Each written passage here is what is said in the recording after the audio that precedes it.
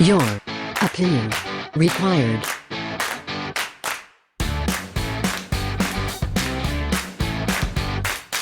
Recently, Australians were we weren't asked, we were legally required to fill out the National Census questionnaire. The privacy statement on the government's website explains how the legal mumbo-jumbo works, and fines can be up to $2,000. I would show my census questions and answers, but I'm not sure of the legal ramifications on that. I mean, it was pretty straightforward for me, but a few people thought one question in particular was hurtful, and I'm a bit torn about what to think. The question asked, how many babies has person X given birth to? Now, on the face of it, this doesn't sound too demeaning, but spare a thought to those who are either pregnant now or worse, have given birth to stillborn children, or those lost to SIDS in the few months post-birth. The claim is made this is for fertility stats, and that is likely the case, but should more thought go into how people will respond? Now, before you comment that I'm anti-government or the government are just doing their job, remember that this is a questionnaire that was legally mandated. I do feel that anything the government forces upon its citizenry should at least pass through a few checks and filters to make sure it's as painless as possible.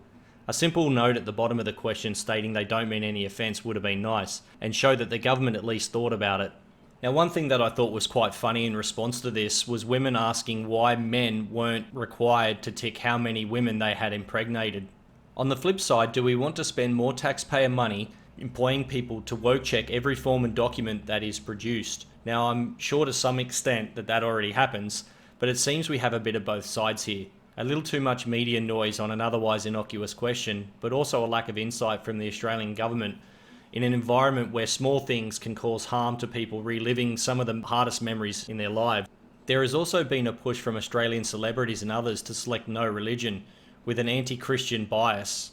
I have the impression, and I saw a couple of letters, one from I think a pastor or a minister in the Sydney Morning Herald today, that the census was already biased against getting a big yes to Christianity result, because it never asks whether you're a Christian. What it asks is if you're associated with a particular denomination, Catholic, Uniting Church, or whatever the particular church might be. And for someone who isn't connected with a church, they might not be prompted to say yes to any of them. So do you think this census is already loaded against Christians?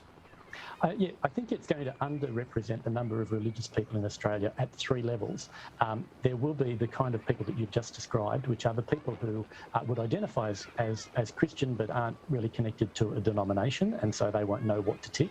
The second group of people is, and this is particularly a Christian religion thing, there are some people who say, I'm a Christian, I'm not religious, and that Jesus came to do away with their religion, and so they want to make a protest and say, I'm not religious, and therefore they will tick the no religion box on that basis. And then the third reason why it's going to be unhelpful is because there's a growing number of people who would identify as spiritual but not religious. That is, they've kind of walked away from institutional religion, but would still see themselves as very spiritual people.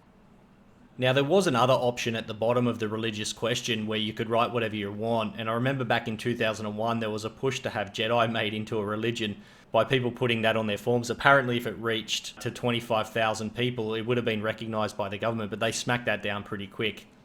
In terms of Christianity, it didn't have a single grab-all option. It did list various denominations, and the same should be said for Islam, as there was no specific options there either, nor for Judaism. Anyway, just some thoughts on the census and the media ruckus that all things like this generate. I'll leave you with one, Dr. Meredith Doig, outlining the merits of Satanism.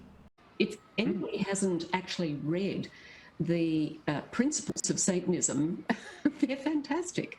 They're very sensible, they're very secular, they're liberal, progressive, all sorts of nice things. So go Satanists.